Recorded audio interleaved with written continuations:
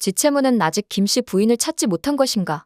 현종은 궁궐 밖으로 나간 김씨 부인과 형부시랑이 살았는지 죽었는지조차 알지 못하는 상황에서 국사를 논하려니 답답한 마음에 강감찬을 불러 지채문의 소식을 물었습니다.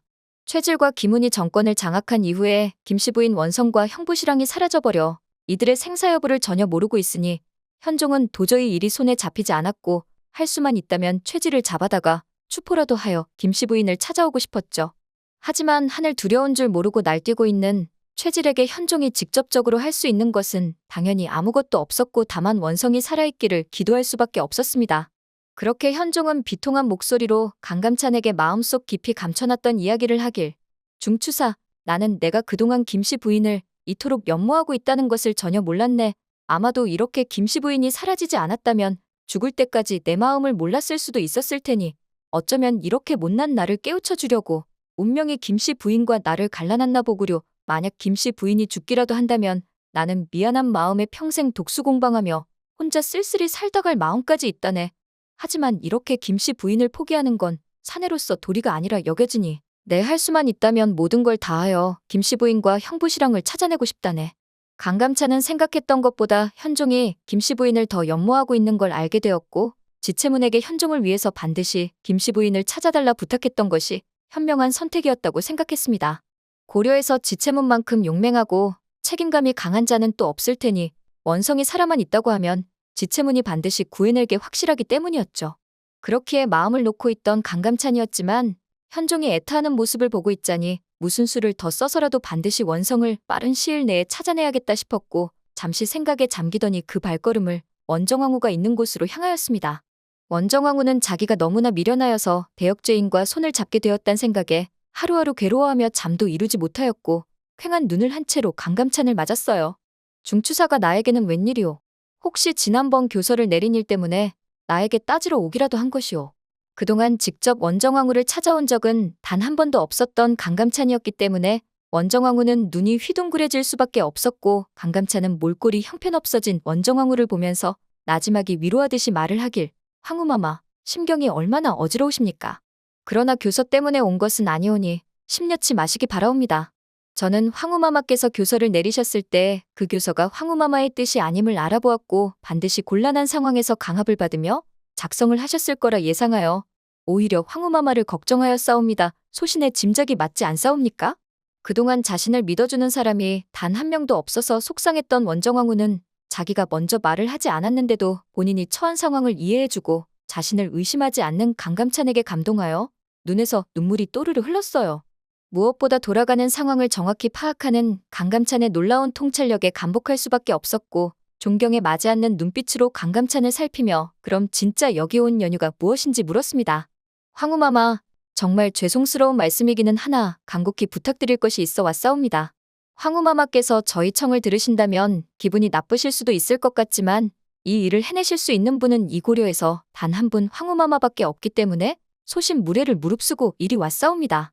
다름 아니오라 황제폐하께서 김씨의 안위를 많이 걱정하고 계시옵니다. 하루라도 빨리 김씨 부인을 찾아오는 것이 소신이 황제폐하께 해야 할 충성이고 그 일을 해내실 수 있는 분은 황후마마뿐이기에 도움을 청하러 왔습니다.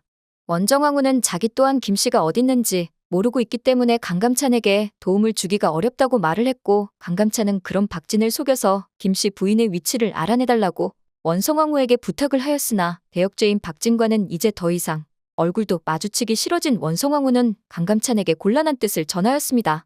황후마마, 많이 힘든 것은 알겠사오나 지금은 박진과 최질을 적으로 돌리기보다는 마치 그들과 한편인 듯 행동하시어 가진 정보를 빼내주시는 것이 이 고려 황실을 지키는 일이 될 것이옵니다.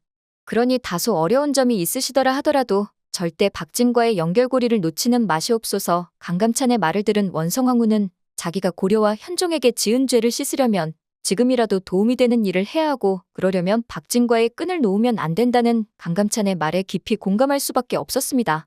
그렇게 원성왕후는 김씨 부인의 위치를 찾아내고자 다음날 박진을 직접 궁으로 불러들였고 마치 마음이 다 풀어진 것처럼 박진을 치하하기 시작하였어요.